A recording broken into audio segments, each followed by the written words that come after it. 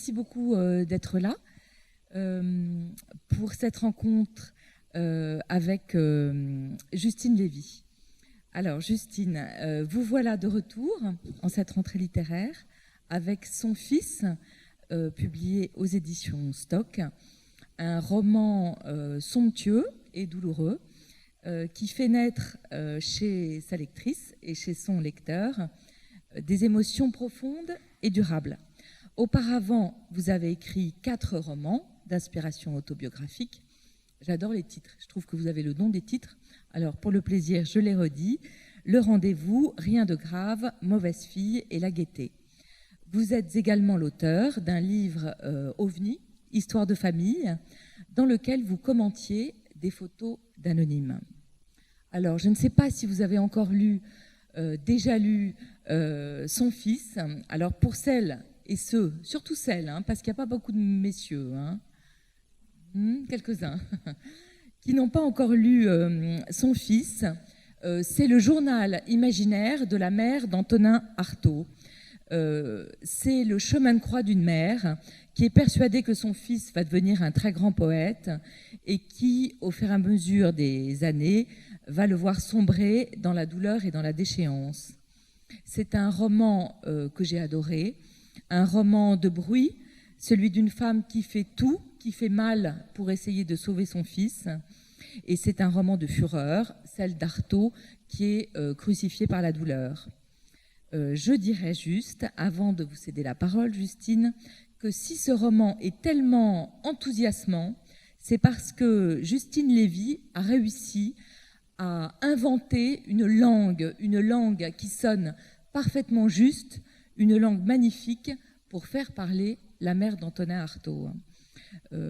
Et à titre personnel, je dirais que ce livre est pour moi celui d'un grand écrivain. Justine, alors, c'est pas un secret, votre frère s'appelle Antonin, comme Antonin Artaud. J'ai l'impression que Antonin Artaud était presque un héros de votre famille. Comment est-ce que vous l'avez rencontré ? Je l'ai rencontré, c'est vrai que c'était un héros de ma famille, on ne le connaît pas très bien maintenant, et d'ailleurs même moi je ne le connaissais pas très bien avant de me passionner pour lui, mais il est assez finalement méconnu. C'est un grand poète qui a écrit énormément toute sa vie, et d'ailleurs écrire l'a sauvé, mais il était dans mon enfance, il était présent parce que sa folie fascinait, parce que on peut le dire, il était fou. Je ne sais pas vraiment ce que c'est que la folie, mais enfin, c'est un poète fou au sens où il était déraisonnable et tout à fait inadapté à la vie que nous menons, vous et moi. Et sa folie l'a fait enfermer, interner pendant une bonne partie de sa vie. Voilà, et ça, c'était présent, oui, pour répondre à votre question, c'était présent dans mon enfance parce que on était pour ou contre l'incarcération enfin, l'incarcération, c'est pas le mot, c'était pas une prison, mais pour ou contre le placement d'office en hôpital psychiatrique, pour ou contre les essais pour guérir ou pas de la folie, etc. C'était présent. Et mon frère s'appelle Antonin, et ça m'a fait un drôle d'effet et pour lui aussi, je pense, quand il l'a lu, d'écrire Antonin a perdu toutes ses dents, ou Antonin mendie dans la rue, etc. C'était compliqué, mais voilà. Et qu'est-ce qui vous touchait chez lui ? Parce que c'est un écrivain, un poète, un artiste, mais assez compliqué à lire. Très compliqué à lire. Je ne suis pas sûre que qui que ce soit... Les gens qui prétendent le comprendre parfaitement mentent. C'est impossible de comprendre tout ce qu'il écrit et toutes ses thèses sur le théâtre et sur le cinéma, parce qu'il était aussi acteur et metteur en scène. Et poète. Il avait beaucoup de cartes en main et il était immensément intelligent. Non, ce qui me fascinait bizarrement, c'était son immense beauté, parce que on le connaissait. Surtout à la fin de sa vie, émacié, le visage creux, le visage d'un vieillard, alors qu'il est mort à 53 ans, mais le visage d'un vieillard, les cheveux qui emmêlés, qui tombaient partout, les édentés, c'était terrible, mais Quand il était jeune, il était une splendeur. Bien sûr, on le voit Ouais. sur le bandeau du livre. Mais une immense beauté avec de grands yeux bleus. On ne sait pas qu'il avait les yeux bleus parce que c'était en noir et blanc, mais donc je l'ai lu ça dans ses biographies. Il était vraiment d'une immense beauté et le malheur et la douleur l'ont fait vieillir prématurément. Et ça me fascinait. Le pouvoir du malheur et de la tristesse sur la beauté de cet homme, quoi, qui était rongé de l'intérieur. Ça m'avait fasciné. Bon, voilà. Après, il y a mille autres raisons d'être fasciné par Antonin Artaud. Hein. Là, je vous dis ça parce que c'est ce que je ressens, mais... Vous êtes une lectrice de poésie ? Non, pas du tout une lectrice de poésie. Ça m'embête plutôt. Mais là, c'est une poésie tellement violente. C'est une poésie parfois scabreuse. C'est une poésie où il insulte parfois Dieu, ses parents, etc. C'est une poésie qui vient des tripes et qui vient de la fureur et qui vient de... Ça n'a rien à voir avec Baudelaire ou Rimbaud. Et c'est parfois difficilement intelligible, hein, mais ces textes me plaisent quand même. D'ailleurs, il y a toujours des dessins qui les accompagnent. Parfois, il raturait, il faisait des trous dans la page. Tout ça était très physique. Il écrivait avec tout son corps. Mais bon, je parle assez peu de ça hein, dans le roman. Oui, parce que finalement... comment vous passez de Antonin à Euphrasie, c'est-à-dire sa mère. Sa maman. Est-ce qu'elle était belle comme lui d'ailleurs ? Elle était belle, oui. Elle était belle aussi. Je connais pas de photos de son papa, mais la mère était belle. C'était une levantine. Elle était très avec un port de tête incroyable. Elle a voulu être actrice à un moment donné. Elle était folle de son fils. Et puis elle avait eu 9 enfants, et dont 3 seulement ont survécu. Et donc Antonin et puis Marie-Ange et Fernand. Et qu'est-ce que je voulais dire ? Pourquoi je suis passée à Euphrasie ? Parce que d'abord son prénom m'a assez fascinée. J'avais du mal à le retenir, hein, d'ailleurs, Euphrasie. Et puis elle m'a fascinée parce que par son amour pour son fils qu'on sentait, on a retrouvé ses lettres, toutes ses lettres, les lettres qu'elle écrivait au médecin parce qu'elle voulait l'aider, les lettres qu'elle lui écrivait à lui, et parfois ses réponses à lui. Et cet amour qu'elle avait pour ce fils m'a complètement envoûtée, et j'ai eu envie de comprendre. Voilà, Euphrasie. J'ai eu envie de comprendre. Vous vous glissez dans sa peau, et pour la première fois, vous abordez la fiction pure, alors que vous avez plutôt écrit des autofictions. Oui. Comment est-ce qu'elle s'est passée, cette bascule ? Elle s'est passée parce que mon éditeur, qui s'appelle Manuel Carcassonne, m'avait fait signer un contrat pour que je raconte une histoire un chagrin d'amitié. C'était ça le sujet de mon roman. Et puis finalement, je me suis réconciliée avec la personne sur laquelle j'écrivais. Et puis donc le roman n'avait plus le lieu d'être, et je n'arrivais pas à écrire. Vraiment, je n'y arrivais pas. J'en avais marre de moi, j'en avais marre de mes histoires, j'en avais marre de... Et puis, quand on écrit sur soi, on n'est pas bien après. Je sais pas parce que vous connaissez aussi, mais il y a des livres qu'il faut écrire, qu'on mourrait de pas avoir écrit, mais après, ils sont lourds à porter. Bon, et je voulais plus subir ça. Et j'étais bien embêtée parce que mon éditeur attendait, il a attendu longtemps, pendant quelques années. Et puis, à un moment donné, une amie m'a demandé d'écrire des légendes pour des photos. Et elle m'a dit, tu fais ce que tu veux. Et j'ai écrit des petites légendes pour les photos, un livre que personne n'a lu, mais que moi, c'est mon livre préféré. Ah bon, je vous conseille de le lire. Ouais, c'est chez Flammarion. Oui, il est très marrant. C'est des photos, et je légende les photos. Et là, c'était de l'imagination pure, et c'est tellement agréable, c'est tellement cette espèce de liberté m'a énormément plu. Et puis surtout, je me suis rendu compte que j'en étais capable finalement. Et ça, c'est peut-être une question de maturité aussi, de se rendre compte qu'on est capable de passer à autre chose, quoi. Voilà, donc je me suis sentie autorisée à écrire sur quelqu'un d'autre que moi, et c'est pas si mal, finalement. Et excepté la réception du livre, qui effectivement est plus compliquée quand on écrit sur soi-même, quelle était la différence dans l'écriture même ? Est-ce qu'il y a une différence entre écrire de l'autofiction et écrire cette fiction-là ? C'est différent, plus difficile ? Non, c'est pas Non. plus difficile, c'est que quand on écrit de l'autofiction, on fait quand même un tout petit peu attention à ce qu'on dit. Donc on sait qu'on va se servir des gens qui sont autour de vous et peut-être leur faire un peu du bien, mais peut-être leur faire du mal aussi. C'est très compliqué. Et puis il y a la question qui m'importe pas tant que ça, mais un tout petit peu quand même de la pudeur, même si c'est pas une qualité que je mets au-dessus des autres. Enfin voilà, c'est pas. Mais enfin, je faisais attention à ça tout de même, alors que là, je me mettais dans la tête d'une femme dont elle sait que le fils va mourir et elle fait tout pour essayer de le sauver. Et finalement, je m'interdisais rien. Et comme c'est un journal intime, j'ai essayé de me mettre vraiment dans les mots et dans les pensées d'une femme qui passe par 1000 états. C'est-à-dire qu'elle veut le sauver, elle veut l'aider, et puis à un moment donné, elle est en colère, enfin elle passe par plein d'états et elle se censure pas. Et donc moi non plus, je ne me suis pas censurée. Et ça c'est extraordinaire, de ne pas se censurer quand on écrit. Voilà. Comment est-ce que vous travaillez? À quoi ça ressemble vos journées d'écriture?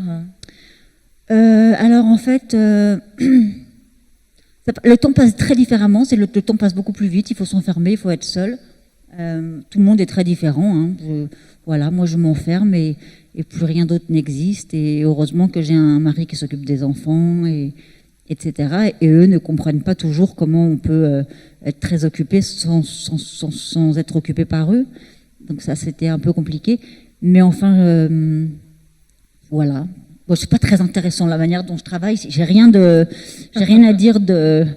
Voilà. Et votre rapport à l'écriture, vous disiez tout à l'heure, Antonin Artaud, ça l'a sauvé d'écrire. Ouais. Vous, c'est un plaisir, une douleur, ça dépend des jours. Quel est votre rapport à l'écriture? J'ose pas m'y mettre. Pendant des années, je n'ose pas, je tourne autour et j'ose pas. C'est ça qui s'est passé là. Et puis à partir du moment où je commence à dérouler la pelote, comme je sais plus qui disait ça, c'est tu tires un fil et puis tout vient. C'est ça, je tire un fil et puis tout vient. Et puis ça, finalement, ça, il y a du retravail après, mais sur le moment, c'est fluide et c'est très agréable. C'est très agréable.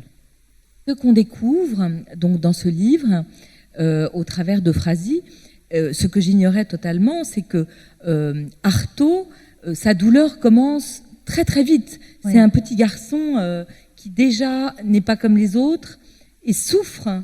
Est-ce qu'on sait ce qui s'est passé? En fait, oui, c'est ça. C'est pas un livre qui va expliquer la philosophie d'Antonin Artaud, etc. Et on peut le lire si on n'a jamais entendu parler d'Antonin Artaud, parce que je mets ça sous l'angle de la biographie pure. Et quand il était tout petit, il a commencé à avoir des douleurs à la tête, des maux de tête, voilà, qui l'empêchaient de dormir et qui le faisaient crier. Donc les médecins ont pensé que c'était qui souffrait, c'était ce qu'on disait à l'époque de syphilis, la syphilis héréditaire. Et comme ses grands-mères, il y avait un problème de consanguinité dans sa famille, ses grands-mères étaient sœurs, tout ça était, même les parents étaient cousins, enfin tout ça était quand même très compliqué. Le diagnostic de syphilis héréditaire semblait plausible.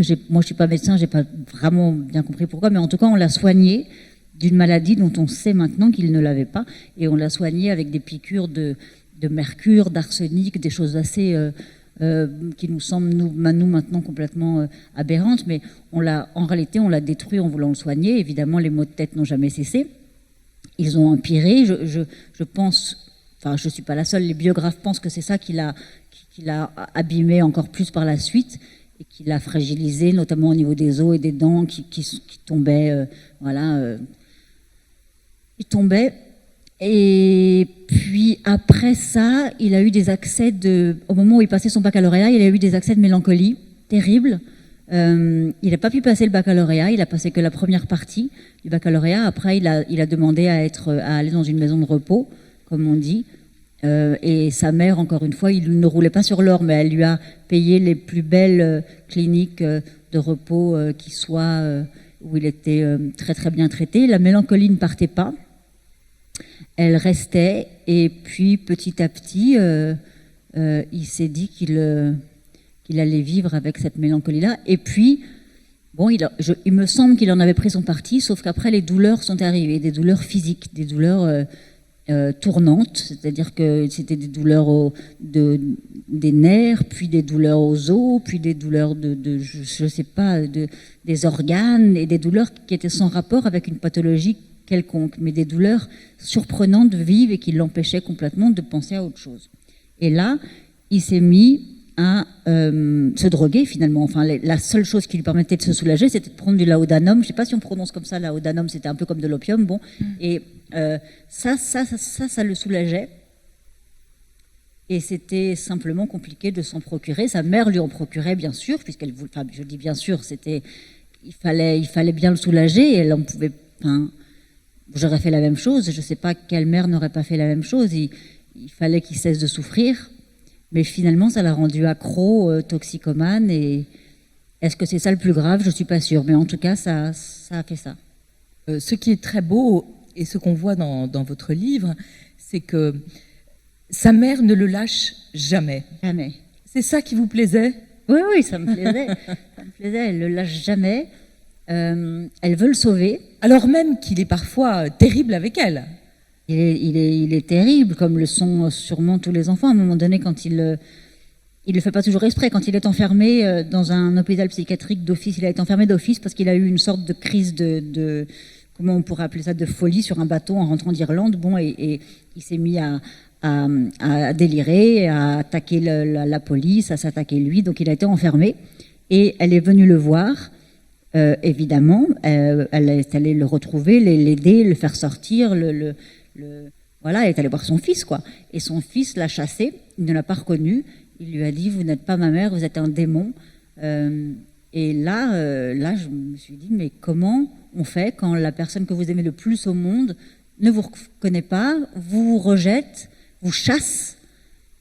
Elle est revenue le lendemain, elle est revenue tous les jours. Elle revenait le voir, et quand il ne voulait pas la voir, les médecins la laissaient parfois regarder à travers l'entrebâillement de la porte, et elle le regardait fumer dans un coin de la cour.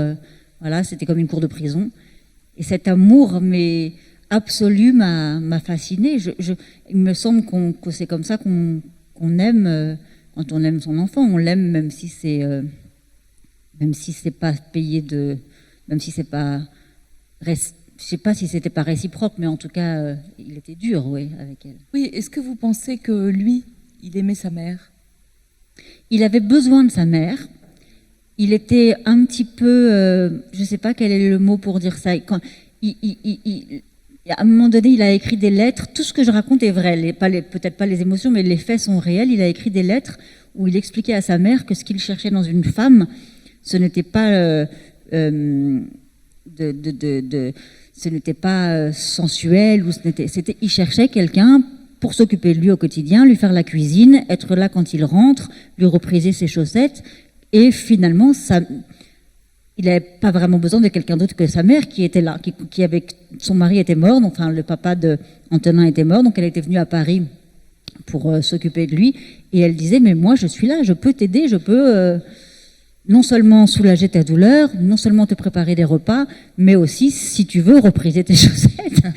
Et cette mère sacrificielle m'a émue, m'a touchée, voilà.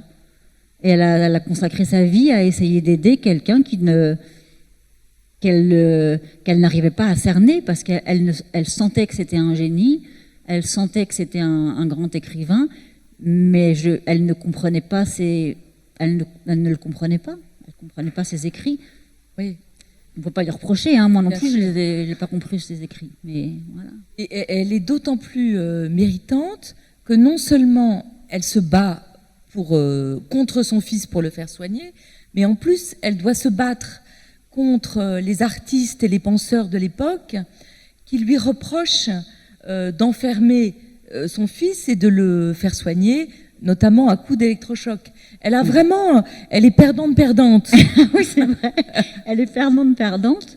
Elle est rejetée par son fils. Les amis d'Antonin essayent de le faire sortir par tous les moyens de cette ça va ? Et de faire sortir par tous les moyens de l'hôpital. Et elle est persuadée qu'il ne s'en tirera pas en dehors de l'hôpital. Donc au début, elle veut le libérer pour le garder pour elle et avec elle et s'occuper de lui. Puis elle comprend que elle n'y arrivera pas et qu'il est peut-être mieux entre les mains des médecins, d'autant que la guerre arrive. Elle pense qu'il est peut-être plus en sécurité dans un hôpital que livré à lui-même et aux Allemands dans Paris occupé.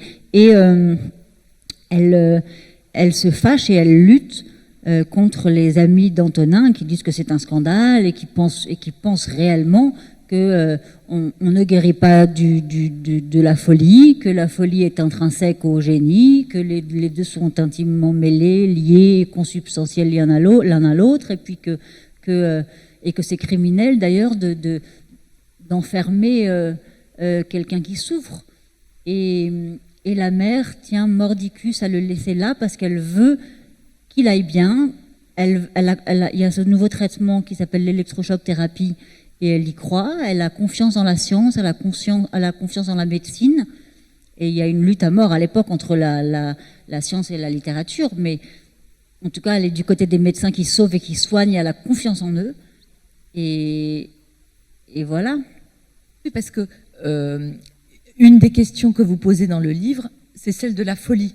Il y a un passage que j'aime beaucoup où vous écrivez « On applaudit la folie au théâtre, on la loue dans le journal, mais on enferme mon Anaki », qui était le petit surnom qu'elle donnait à son fils. Ouais. Il y a une bonne folie au théâtre et une mauvaise qu'on enferme et qu'on fait taire. La question c'est est-ce qu'il y a une bonne et est-ce qu'il y a une mauvaise folie ? Il y a la folie qui vous... Je pense que la limite, c'est la souffrance. La folie qui vous fait souffrir, qui vous empêche de penser à autre chose qu'à la douleur. Et puis la folie qui vous...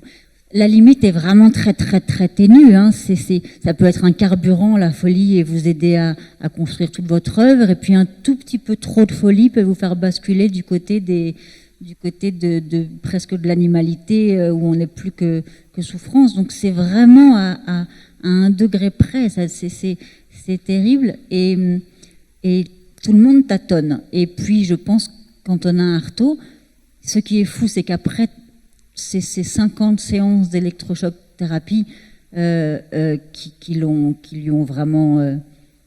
il se cabrait, il refusait, il fallait l'attacher, c'était horrible. Il écrivait des lettres, il suppliait sa mère d'empêcher les médecins de lui faire subir ces traitements-là. Il n'empêche qu'après ces traitements d'électrochoc thérapie, il s'est mis à écrire comme jamais. Et la plus grande partie de son œuvre a été écrite après. Donc il y a eu un soulagement. On l'a pas guéri de la folie, on ne peut pas guérir de la folie, et tant mieux, mais ça a changé quelque chose en lui. Il n'aurait pas été le même. Je sais pas trancher en fait. Je suis un peu comme je sais pas si ça lui a fait du bien ou pas, si c'était bien ou pas. En tout cas, ça lui a permis de vivre jusqu'à 53 ans. Et c'était pas gagné au départ.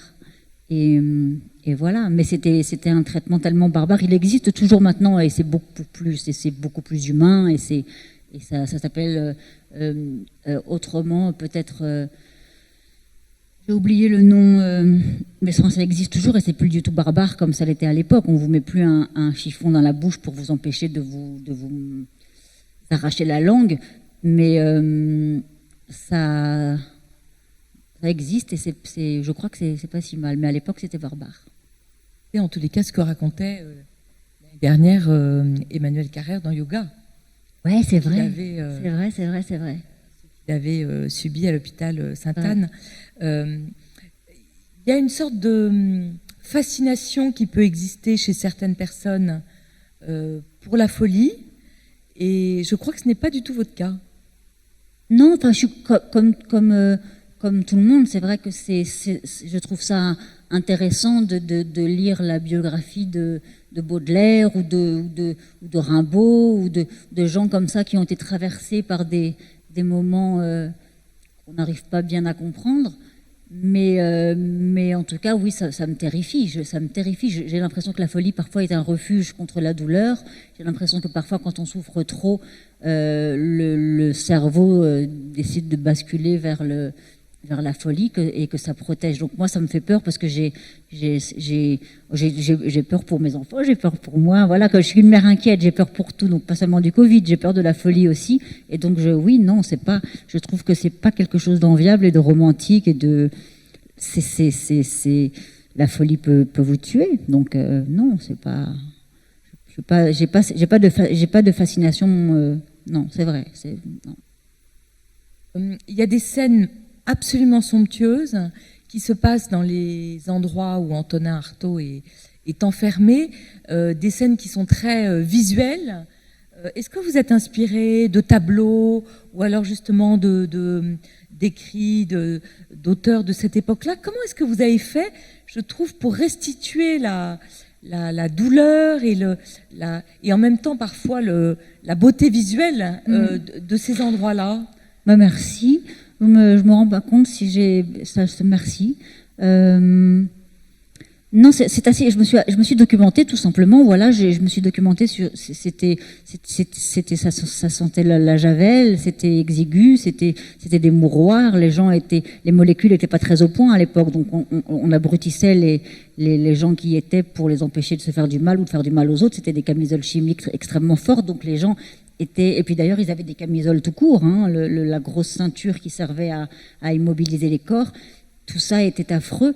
Et pendant la guerre, puisqu'il était enfermé aussi pendant la guerre, les patients mouraient comme des mouches, ils tombaient comme des mouches parce qu'ils étaient les derniers à être ravitaillés et que de toute façon, voilà, c'était les rebuts de l'humanité. Et les descriptions que j'ai lues, ça sentait la pisse, il y avait une promiscuité terrible et c'est ce que pense à un moment donné la mère, en tout cas au début, c'est que ces hôpitaux-là rendent fous les gens qui ne le sont pas. Être enfermés toute la journée, voilà, enfin, voilà, j'ai du mal à en parler comme ça, mais c'est une abomination en réalité à l'époque. Mais non, je me suis pas inspirée de tableaux ni rien, non. C'est les descriptions que j'ai lues me semblaient très très parlantes et voilà, le méchant lit en fer, la tenue asilaire sombre, voilà, les gens livrés à eux-mêmes et la déchéance, voilà, les gens traités comme des animaux, quoi. Cette mère qui se bat. Ouais. Ce qui est intéressant, c'est que vous avez évidemment déjà beaucoup écrit sur la maternité, mais c'est peut-être la première fois que vous écrivez du point de vue de la mère et non plus de celui de la fille. Ah oui, c'est vrai. Qu'est-ce que ça a changé, cette différence de point de vue?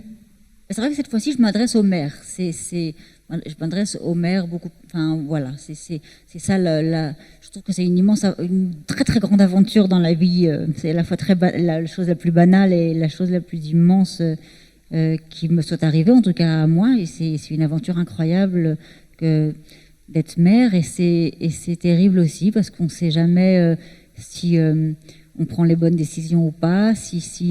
Parfois, un mot de trop peut faire basculer un enfant. On le sait tous que c'est très très compliqué cet équilibre-là. Parfois, on croit aider son enfant et puis on l'enfonce. Parfois, en le punissant, au contraire, on lui fait du bien. Les mêmes gestes peuvent faire basculer du côté de la tristesse ou au contraire de l'élévation. Donc, les traités d'éducation n'existent pas en réalité parce que les gestes qui font du bien sont les mêmes que ceux qui font du mal. Voilà, on peut trop aimer. Je crois qu'on peut aussi étouffer quelqu'un en l'aimant trop, et on peut aussi se dire, enfin, le contraire. Enfin, voilà, c'est tellement compliqué. Donc, c'est aussi tout ça sur quoi je m'interroge dans ce livre-là.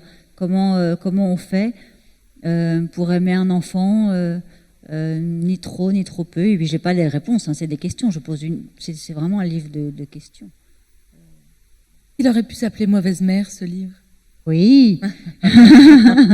Il aurait pu s'appeler Mauvaise mère. C'était une mère exemplaire, c'était une mère sacrificielle et c'était en même temps une mère abusive parce que elle l'a gardé, en quelque sorte, elle l'a gardé pour elle. À un moment donné, elle se demande dans le roman si elle n'a pas une sorte de jouissance finalement à le voir malade pour pouvoir l'aider et le soigner finalement. Et quand vos enfants partent, c'est de la maison et quittent le nid, c'est probablement, je n'ai pas encore vécu ça, mais probablement quelque chose de déchirant. Elle, en tout cas, comme il est malade et qu'il a besoin qu'on l'aide, eh bien, il sort pas de sa vie et elle sort pas de sa vie non plus. Donc il y a quelque chose d'assez délétère dans cette relation et de beau aussi, voilà, de beau aussi. Et c'est elle qui lui survit, ce qui est pas dans l'ordre des choses aussi. Enfin, voilà. De longtemps, en plus, elle a vécu longtemps après sa mort. Mais donc, dans quel état, ça, je sais pas. Ça, je sais pas. C'est Ouais, plus on après. sait pas. Est-ce qu'on sait, voilà, je me demandais, qu'est-ce qu'elle devenait après la mort de son fils? On ne sait pas. C'est Je pas. suppose qu'elle est retournée à Marseille où elle vivait et que voilà, sa vie devait être complètement dénuée de sens parce que toute sa vie était orientée vers Antonin et que Antonin partit. Je la vois mal se remariant et partant faire des safaris en Afrique. Ça, je vois, voilà, je vois du malheur. Comment vous l'avez nourri, ce livre? J'ai essayé vraiment j'ai fait très attention de ne pas faire d'erreurs factuelles. Donc je vérifiais chaque information et j'espère qu'il n'y en a pas. Tout est réel. Et comment je l'ai nourri? Je suppose de mes émotions et puis je me suis servi de mon imagination pour une fois aussi. Mais je l'ai nourri aussi des films sur la folie que j'ai adoré quand j'étais gamine, comme Vol au-dessus d'un nid de coucou avec Jack Nicholson, que j'adore, ou comme 37-2 qui m'avait fasciné à l'époque. Béatrice Dalle sombre dans la folie. Et puis je sais pas, je sais pas comment je l'ai nourri tellement il fallait que je fasse vite parce que mon éditeur s'impatientait. Et finalement, mais c'est pas mal. C'est pas mal.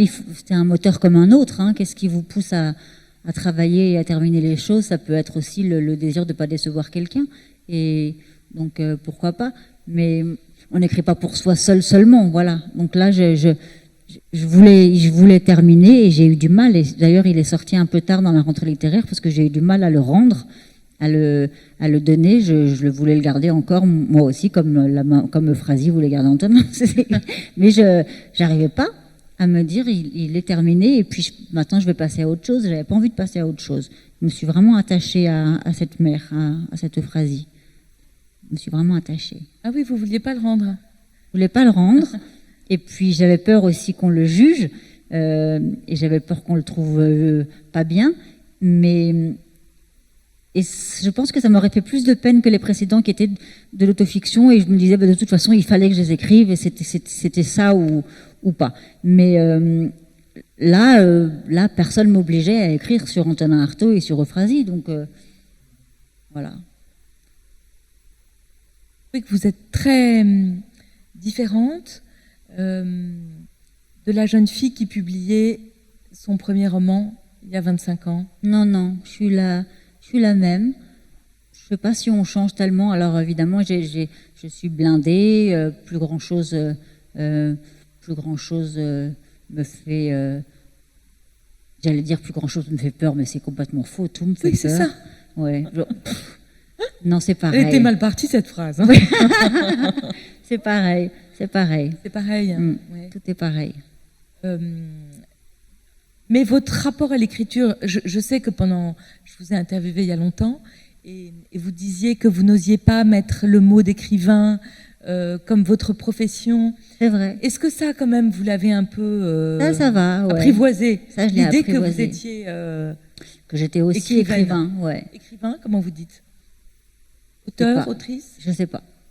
C'est vrai que je l'emploie peu. Je le dis peu finalement. Je laisse les autres le dire. De moi-même, quand on me demande ma profession, on me la demande rarement, franchement. Non, c'est vrai. C'est pas une question qu'on pose tellement aux gens. À part quand on remplit les feuilles de l'école. Ouais. Et là, je mets éditeur. Non, éditrice quand même. Je mets éditrice. Ce qui est faux. Qu'est-ce que je... Oui, donc vous mettez toujours pas écrivaine, auteur, autrice? Non, parce que c'est quand même pas mon métier à plein temps, parce que je n'en vis pas, parce que je passe pas mon temps enfermé dans mon bureau à écrire et j'aimerais, hein, mais c'est pas... j'ai pas assez... ça viendra peut-être là maintenant que j'ai un tout petit peu plus confiance en mon imagination et en la capacité qui s'est révélée à moi de pouvoir imaginer des choses et créer des choses, puisque j'ai plus rien envie de raconter sur moi, donc finalement c'est pas mal, et du coup le monde est vaste, hein, il y a beaucoup de choses sur lesquelles on peut avoir envie de raconter des histoires, mais Ça, bah voilà, peut-être ça va venir, la vie est longue, j'espère. Est-ce que vous êtes étonné parfois en écrivant, justement en inventant? Oui, j'étais rudement étonnée quand je me suis rendu compte que j'avais un tout petit peu quitté ma voix pour entrer dans la tête de quelqu'un d'autre. J'avais très très peur au début de garder le même ton un peu enfantin et un peu, voilà, je sais pas exactement comment définir le ton que j'avais dans les précédents romans, mais j'étais contente de réussir à le changer un peu, et Euphrasie me ressemble pas, et même si je comprends ce qu'elle ressent, et bon, voilà, il y a mais j'ai changé de manière d'écrire volontairement, et ça c'est rudement chouette. C'est rudement bien. Oui. Ouais. Et c'est peut-être pour ça que c'est agréable d'écrire à présent. Voilà. Plus agréable qu'avant. Plus agréable qu'avant, ouais. C'est moins. C'était pas une souffrance là cette fois. C'était pas du tout une souffrance. Et est-ce que même quand on écrit une œuvre d'imagination, évidemment, on fait appel à des émotions ou des sensations qui sont les siennes. Est-ce que vous avez repensé à vos relations avec votre mère, qui infuse toute votre œuvre? Il y a des souvenirs qui sont remontés ou des choses qui ont ressurgi? Oui, mais bien sûr, sans arrêt. Mais oui, parce que la folie est présente dans ma famille de manière assez... voilà, des deux côtés, du côté paternel et maternel, ça existe, c'est là. Donc, je savais un tout petit peu... voilà, mais je savais un tout petit peu de quoi il s'agissait et de quoi je parlais, et donc bien sûr que j'y pensais, mais je n'étais pas censurée à l'idée que telle personne allait me dire mais tu n'as pas le droit, voilà, tu n'as pas le droit d'écrire sur elle ou sur lui. Donc là, c'était un matériau dont j'ai pas eu tellement de scrupules à me servir, et puis bien oui, les rapports alors j'ai pas du tout les mêmes rapports avec ma mère, au contraire, c'était plutôt une mère absente, la mienne, et qui s'est pas tellement occupée de moi, donc c'est pas du tout le même rapport que Euphrasie, mais en revanche, je me suis servi de la manière dont moi j'envisageais la maternité, et quelque chose d'un peu toute puissance délétère comme ça. Voilà, non, bien sûr que je me suis servi de ce que... Oui, bien sûr. Voilà, mais... Est-ce que vous pensez que vous écrivez différemment depuis que vous avez des enfants? D'abord, il y a un rapport au temps. Moi, il y a toujours une histoire qui me fascine, c'est celle de Alice Munro, qui est quand même prix Nobel de littérature. Et elle a écrit beaucoup de nouvelles. Et elle expliquait que c'était parce que c'était le temps de la sieste. Quand on a des jeunes enfants, les enfants vous volent le temps. Qu'elle était devenue une grande novelliste parce que c'était juste le temps d'écrire de la adorable. sieste. Oui. C'est absolument adorable. Non, ça n'a pas changé. En revanche, j'ai peut-être, ça se s'entend pas tellement parce que là je sens bien que j'y reviens, mais un côté un peu moins enfantin dans ma manière de m'exprimer, en tout cas par écrit. Mais ça n'a pas tant changé que ça, parce que je pense pas qu'ils vont lire, donc ils sont pas derrière mon épaule en train de vérifier. Je sais que ça les intéresse pas du tout, et je sais qu'ils ne me liront pas, et d'ailleurs je leur ai même pas donné Moi je pense que vous vous trompez complètement. Non, ça... Non. Non, ils vous ont jamais lu? Non, ils m'ont jamais lu. Je leur ai interdit, les livres autobiographiques, je leur ai demandé de pas les lire. Donc ils les ont lus en cachette? Oui, peut-être. Non, mais ils sont jeunes, je vois pas pourquoi ils se mettraient à lire c'est barbant, quoi. Mais, je peux pas dire que mes livres sont barbants, c'est pas ça que je... Enfin, c'est... Oh là là. Est-ce que vous-même, quand vous étiez peut-être pas si petite que votre fils, mais est-ce que vous lisiez les livres de votre père? Et en cachette, en effet. Ah. Ouais. On y vient. En cachette, en effet, c'est vrai. Je n'avais pas le droit, notamment il a écrit 2 romans, un roman qui s'appelle Diable en tête, et il y avait 1 ou 2 scènes un peu coquines, et donc je n'avais pas le droit de les lire, et évidemment, évidemment je les ai lus, bien sûr. Ouais. Là, c'est pas le cas, vraiment, je crois que jamais je n'écrirai de scènes coquines, ça ne m'intéresse pas, ça ne m'intéresse pas d'écrire des scènes coquines, il n'y aura jamais ça. Donc jamais? Ah oui. Non.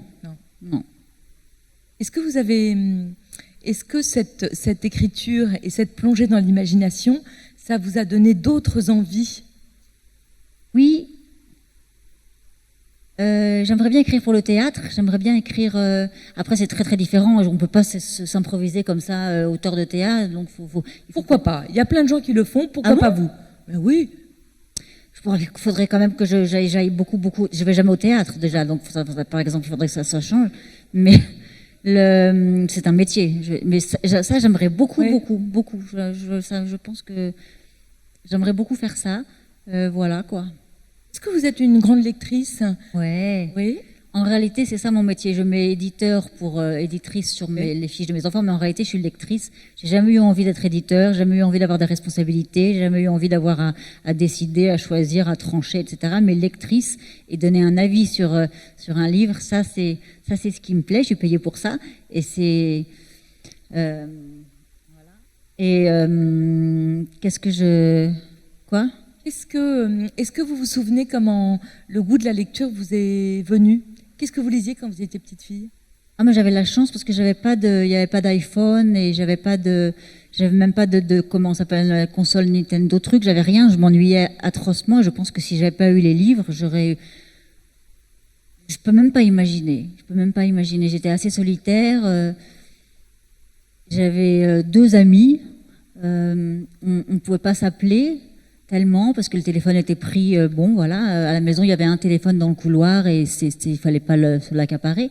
Donc heureusement que je lisais tout ce qu'il y avait chez moi. Je lisais notamment Gabriel Maznev et j'avais été très très choquée à l'époque par les moins de 16 ans. Je me souviens de ce livre-là qui était dans la bibliothèque et j'avais été très choquée et fascinée aussi. Bon, enfin, c'est un autre sujet, quoi. Mais je lisais tout. Je lisais tout. Voilà. Est-ce qu'il y a des livres qui vous avaient donné envie d'écrire? Non, c'est plutôt paralysant de lire quand même. Ça éponge un peu l'envie d'écrire et puis au contraire, ça. Je m'étais dit, voilà, c'était une passion, mais c'était pas. Non, ça m'a pas donné envie d'écrire, mais ça m'a aidé à vivre en tout cas. Ça m'a vraiment aidé. Ça continue. Et même si maintenant, comme tout le monde, j'ai des iPhones et il m'arrive dans mon lit le soir, au lieu de lire, d'aller d'envoyer des photos sur Instagram. Mais ça aide à vivre, ouais. C'est tellement incroyable, c'est vaste, c'est tellement vaste le monde de la littérature, plus vaste que le monde réel encore, je trouve. Donc, non, qu'est-ce que j'ai lu quand j'étais gamine qui m'avait énormément plu? Sa Majesté des mouches. Je me souviens, terrible, sur la loi des adultes qui imprègnent les enfants et les enfin, bref, tout le monde, voilà, c'est un livre merveilleux qui m'a. Et puis aussi, il y avait un enfant qui était torturé par les autres enfants et qui s'appelait Piggy, je me souviens. Enfin, lisez-le, c'est rudement bien. Sa Majesté des mouches, c'est fou que je me souvienne de ça. Maintenant, c'est vieux quand même. Et voilà. Boris Vian, un livre qui s'appelait L'Arrache-Cœur. Non, pas du tout, je confonds avec. Non, c'est L'Arrache-Cœur. L'Arrache-Cœur. Une mère abusive qui enferme ses 3 enfants dans des cages, Joël, Noël et Citroën. Elle les aime tellement, elle a tellement peur qu'il leur arrive qu'ils soient écorchés par la vie de tous les jours qu'elle finit par les enfermer. Oh, c'est marrant. Alors, ça, c'est la grande obsession de tous vos livres. C'est quand on devient mère, on a peur. Ouais, l'insouciance n'est c'est la fin de l'insouciance, oui. J'ai jamais été tellement insouciante. À vrai dire, c'est pas quelque chose qui m'habitait tellement, mais en tout cas, il y avait des moments où il y avait des moments d'insouciance, bien sûr. Mais là, jamais. Je pense que tout le monde est comme ça. On a toujours peur quand le téléphone sonne. Si c'est un numéro inconnu, on se dit c'est l'école, c'est le lycée, c'est la police, c'est les médecins, c'est l'hôpital. Donc non, il n'y a plus d'insouciance. Qui est votre premier lecteur? Qui a été le premier lecteur ou la première lectrice de Phrasy? C'est mon mari parce que il est dur et que c'est bien. Ah, voilà.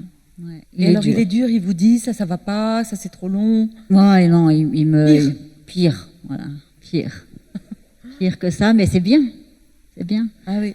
parce que je sais que si je faisais lire à mon père, il trouverait que tout est génial et il dirait que que je suis un génie. Je sais que si je faisais lire à mon frère, il voudrait pas me faire de peine non plus. Peut-être si je faisais lire d'abord à Manuel, il serait bien embêté, qui est votre éditeur, qui est mon éditeur, de me dire que c'était chier au départ. Mais en revanche, j'ai besoin qu'on me dise quand c'est pas bien, comme tout le monde. Il faut que quelqu'un vous dise quand c'est pas bien. Et mon mari le fait, ça. Ah oui. Ouais. Donc vous refaites, vous. Je refais. Il me le dit pas à chaque fois. Hein. Oui, il lui arrive sûr. de dire aussi, voilà. Mais enfin, je sais qu'il est là, je sais qu'il est vigilant et je sais qu'il ne me laisserait pas publier une phrase grotesque, en tout cas que lui trouverait grotesque, ridicule et qui risquerait de... Autant il me laisse libre sur Instagram de faire ce que je veux, il est plutôt sympa avec ça, autant là, il respecte les livres et je sais j'ai confiance en lui, je sais qu'il ne me laisserait pas publier quelque chose de honteux. D'ailleurs, ça serait un très beau texte au théâtre qui pourrait être dit par une comédienne. Oui, c'est vrai. Oui, c'est vrai. Comme c'est écrit à la première personne. C'est vrai, c'est vrai. J'y ai pensé tout à l'heure dans le train et je pensais à une actrice que j'aime beaucoup qui s'appelle Hélène Babu, qui n'est pas connue du tout, mais je la vois bien dans le rôle. Hélène Babu, c'est une actrice de théâtre. Ouais. Non, personne ne la connaît. Mais moi, je l'adore. Il faudrait que je la contacte. Pour finir, effectivement, il y a une autre chose dans votre vie, mais qui est comme une petite mise en scène, qui, à mon avis, a quelque chose aussi à voir avec l'écriture. Sinon, je ne me permettrai pas de vous en parler.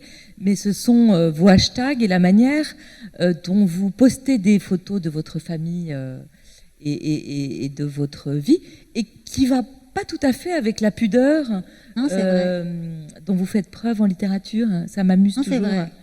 C'est vrai. D'abord, c'est vrai que je suis tombée dans ce truc-là, quoi, de poster des photos de son chat, sa famille, soi-même dans sa cuisine en train d'éplucher des. Enfin, je le fais pas tellement, ça me met plutôt. Non, vous n'épluchez pas beaucoup de légumes. J'épluche pas. Mais j'aime bien le quotidien. Et puis au départ, ça a commencé parce que comme il y a des moments où je donne pas tellement de nouvelles, où je réponds pas au téléphone, où je me cache, les moments où on va pas très bien, je préfère rester isolée pour rassurer mon entourage. Je postais des petites photos pour montrer que ça allait, voilà. Et je me maquillais, je me coiffais, je faisais une photo, je souriais, et ça faisait la blague. Et puis finalement, j'ai trouvé ça quand même assez amusant. Il y a des mises en scène, donc c'est pour ça que la pudeur est respectée, parce que finalement, c'est quand même mis en scène un peu. Bon, voilà, c'est rigolo, et puis ça, encore une fois, ça a épongé aussi un peu l'envie d'écrire, parce que les hashtags que je mettais me faisaient rigoler, puis ça me prenait du temps, en fait. Ça me prenait du temps, et ça m'a un peu passé, mais j'aimais beaucoup ça. Dans vos hashtags, il y en a un qui va très bien avec son fils, qui est « Est-ce qu'on est coupable des métros ?» Ouais, ça c'est la question que je me poserai jusqu'à la fin. Est-ce qu'on peut aimer trop? Est-ce qu'on peut faire du mal en aimant trop? J'ai pas la réponse à ça. Ça dépend de quelle manière ça s'exprime aussi, le trop. Est-ce que si ça enferme? Oui, sûrement. Mais si ça laisse, est-ce que ça peut vous faire du mal à vous aussi d'aimer trop? J'ai pas tellement de réponse en général, d'ailleurs. À quoi ça ressemble une rentrée littéraire? Je me souviens que Monica Sabolo, que j'avais interviewée ici même l'année dernière ou il y a 2 ans, elle disait « C'est comme si on sortait tous de notre petite grotte quand même, et tout d'un coup on était dans la lumière avec tous les paradoxes que cela peut susciter. » À quoi ça ressemble une rentrée littéraire, Justine?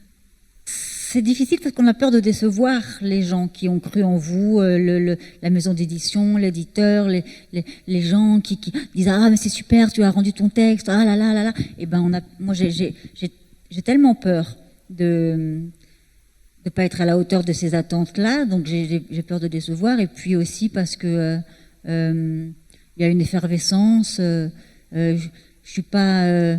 absolument radicalement fan alors de toute façon de la télé par exemple, mais après je suis pas beaucoup invitée cette année de toute façon, donc bon voilà, mais il n'y a pas beaucoup d'émissions littéraires. Non, c'est vrai, il n'y en a pas beaucoup, mais de toute façon je suis pas invitée. Il y a François et François, donc quoi, il y a François Bunel et François Bunel, donc ouais, voilà, c'est ça. Et donc il m'a pas invitée pour le moment. À vie, si on le voit. Ouais, je peux pas dire que j'aimerais bien parce que c'est pas vrai, parce que ça fait très très peur. Voilà, ça c'est la seule chose qui me plaît pas dans la rentrée littéraire, c'est la radio et la télévision. Ah, ça fait beaucoup quand même. Hein. La radio non plus? Non, non, non, je suis pas de la génération de mes enfants qui sont très à l'aise avec le fait de s'adresser. Non, non, c'est la vieille école, c'est intimidant, voilà quoi, c'est intimidant. Et est-ce que vous lisez les critiques sur votre livre ou... Oui. Ah oui. Moi, je lis tout. Vous lisez tout. Ouais. À l'époque, quand j'étais jeune, on me les cachait, les mauvaises critiques. Je les ai découvert bien après. Ouais. C'est Marie Darrieussecq qui raconte ça. Ah bon? Elle est très drôle. Elle est là d'ailleurs. Elle dit qu'un jour, elle est tombée sur un dossier chez POL, qui est son éditeur, où il y avait toutes les critiques mauvaises qu'on lui avait cachées. C'est tellement mignon. Oui. C'est tellement mignon. Donc on vous les cachait. On me les cachait. Et puis de toute façon maintenant on ne peut plus cacher, on trouve tout. Hein. Il suffit de taper. J'ai tapé la dernière fois pour savoir si des articles étaient sortis, notamment peut-être le vôtre dans Elle, et j'ai tapé Justine Lévy. Et quand à la fin il y avait alors Justine Lévy accident, Justine Lévy aveugle, Justine Lévy père, mère, enfin, des choses. Je me dis mais pourquoi quelqu'un a cherché Justine Lévy aveugle? Donc c'est enfin, en tout cas, on peut tout trouver, tout et n'importe quoi, et on peut rien vous cacher. On peut rien vous cacher. Comment vous l'avez trouvé, ce titre, puisque j'adore votre titre, et celui-là qui est tellement beau dans sa simplicité. Merci. De son fils. En début, en réalité, il devait s'appeler par le surnom que donnait Euphrasie à Antonin, c'était Nanaki. Et puis quand je dînais avec mon meilleur ami, et il m'a dit, mais Nanaki, c'est ridicule, les gens vont pas oser dire, ah, je voudrais Nanaki. Et puis, son fils, quoi. C'est son fils. C'est vrai que j'aime les choses simples, j'aime qu'on aille au cœur des choses, du sujet. J'aime pas quand on fait 1000 détours pour dire les choses ou pour les décrire. J'aime bien les droits, et son fils, c'est son fils. Voilà. Vous aviez rencontré Euphrasie, comment ça serait passé? Vous croyez que... On se serait regardé de travers, déjà, pour savoir qui aime le plus ses enfants. Et... Vous auriez gagné? Peut-être pas. Je sais pas. Non, si, je sais pas. Mais non, je sais pas. Je pense que j'aurais voulu essayer de l'aider. Et peut-être que c'est elle qui se serait dit, oh là là, la pauvre, faut que je l'aide. Hein, j'en sais rien. Mais on a toujours besoin de conseils et d'aide, et de parler, et de confronter les expériences et voilà. Donc tout simplement, je pense que j'aurais vu la mère en elle, et elle aurait vu la mère en moi, et voilà. Et ça aurait peut-être été intéressant. Pour finir, ce qui est très beau aussi dans le livre, c'est qu'elle se sent très responsable de la folie de son enfant. Elle se sent même très coupable, mais vous ne la jugez pas. Est-ce que vous pensez que, justement, elle était non pas coupable, mais responsable? Oui, je pense. Je pense que Antonin n'est pas né fou. Il n'est pas né dans la souffrance. Il est né en bonne santé, et d'ailleurs, il est un des seuls enfants qui ait survécu. Donc, ça partait plutôt bien. Donc, il s'est passé quelque chose dont elle est peut-être pas la seule responsable, mais il s'est passé quelque chose dans l'enfance d'Antonin. Voilà. Alors bien sûr qu'il y a une part d'hérédité, de tout ça, mais en tout cas, elle se sent responsable de l'hérédité puisqu'elle est sa mère. Donc elle se sent pas coupable de tout. C'est ça le lot aussi des mères, oui, bien sûr, des pères aussi sans doute, mais elle se sent coupable. Moi, je pense pas qu'elle le soit responsable et coupable de tout. Elle a fait ce qu'elle avait pu. Elle a fait ce qu'elle a pu, mais oui, elle a fait sans doute parfois les mauvais choix, notamment les fameuses piqûres d'arsenic et de mercure tous les jours, la confiance aveugle qu'elle avait en la science, et voilà. Merci. Non, parce qu'il reste 4 minutes, je ne sais pas si vous voulez poser quelques questions.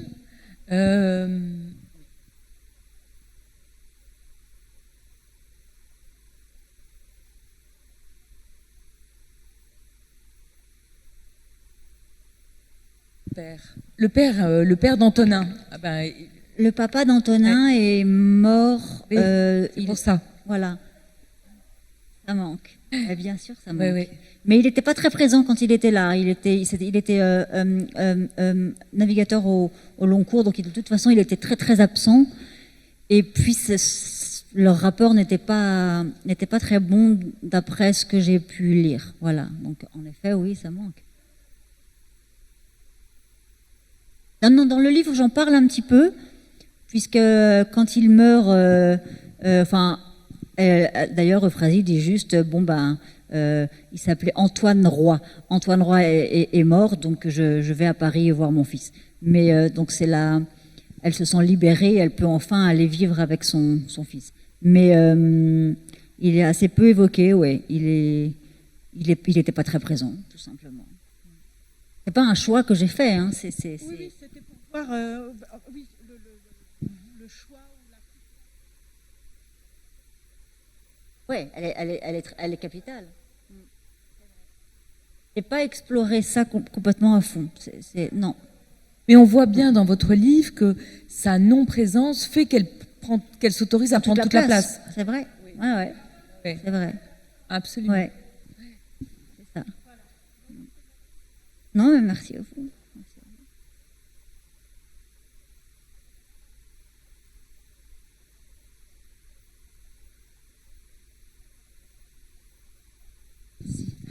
Bonjour et merci.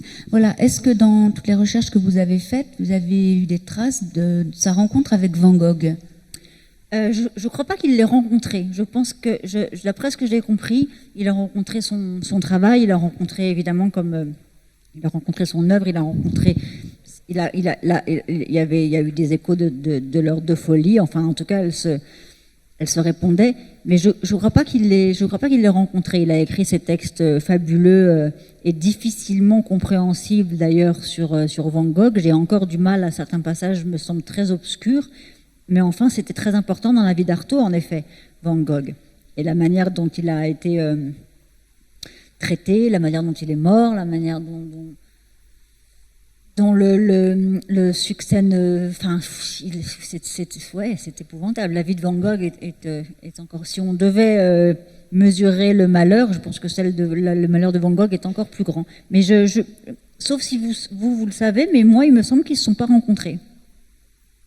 Parce que j'ai vu une exposition à Paris qui les mettait en face à face tous les deux. En parallèle les deux. Oui, voilà, c'est ça. Donc je parce me demandais qu'Artaud s'il avait vraiment... Non, Artaud a écrit sur Van Gogh. Van Gogh, le suicidé de la société, parce qu'il pensait que c'était... qu'il était tellement incompris, et enfin que ça fait partie des choses qui l'ont rendu fou de malheur, tout simplement, fou de malheur. Et c'est un des textes qu'il a écrit en sortant de l'hôpital psychiatrique, un de ses derniers textes, Van Gogh ou le suicidé de la société. Et d'ailleurs, Antonin Artaud dessinait et peignait énormément aussi. Pas du tout le même style que Van Gogh, c'est autre chose. En fait, je connais mal Van Gogh, moi. Hein. Je sais, je peux pas, j'ai peur de vous dire des bêtises quand même, mais je crois qu'ils ne se sont pas rencontrés. Merci beaucoup. On n'a rien. Moi, je m'interrogeais sur l'attitude de... Je ne sais pas où est la personne qui parle. Ah oui, d'accord. Bonjour. Je m'interrogeais sur l'attitude de cette mère avec ses autres enfants, parce que apparemment, elle en a perdu beaucoup, mais quelle attitude elle avait finalement avec ceux qui ont survécu en dehors d'Antonin Artaud? Alors, il y en a une petite, il y avait la petite sœur Germaine qui est morte dans des conditions affreuses. Il y avait une nourrice qui s'occupait d'elle, et puis Antonin était à leurs pieds et y jouait, et puis la petite Germaine a pleuré, et la nourrice, pour le faire taire, l'a secouée, et puis donc elle est morte comme ça. Et ça fait partie des choses qui ont apparemment traumatisé Antonin, et jusqu'à la fin de sa vie, il réclamait sa petite sœur Germaine dans ces moments de délire, et ça l'a profondément marqué. Et les autres enfants, Marie-Ange et Fernand, semblaient aller bien, dans la mesure où nous allons tous plus ou moins bien. Ils avaient des vies, des maris, des femmes, des métiers, et des vies. Ils ont réussi à leur quitter leurs parents, et ils se sont occupés d'Antonin. notamment Marie-Ange, sa petite sœur, à la fin de sa vie, c'est elle qui l'a emmené, parce en réalité, il est mort d'un cancer mal diagnostiqué, et c'est en tout cas diagnostiqué à la fin, et c'est elle qui l'a emmené chez le médecin faire le... Je ne sais pas quels étaient les examens de l'époque pour les cancers, sans doute des radios aussi. Bon, voilà, c'est elle qui s'occupait de lui à la fin. Il ne voulait plus voir sa mère. Voilà. Et Fernand, je ne sais pas tellement. Je ne sais pas tellement non plus ce qu'il est devenu. Mais il était proche d'eux dans l'enfance, en tout cas. Elle en parlait dans les lettres ou les documents que vous avez... Oui, elle en parlait. Bah, c'était ses enfants, mais il n'avait pas besoin d'elle viscéralement. Et peut-être par conséquent qu'elle les aimait moins, mais ça j'extrapole aussi. Voilà, elle les a laissés vivre leur vie et ça les a peut-être sauvés aussi. Hein. Voilà, je sais pas tellement. Merci. De rien. Bon. Merci beaucoup Merci. et bonne journée.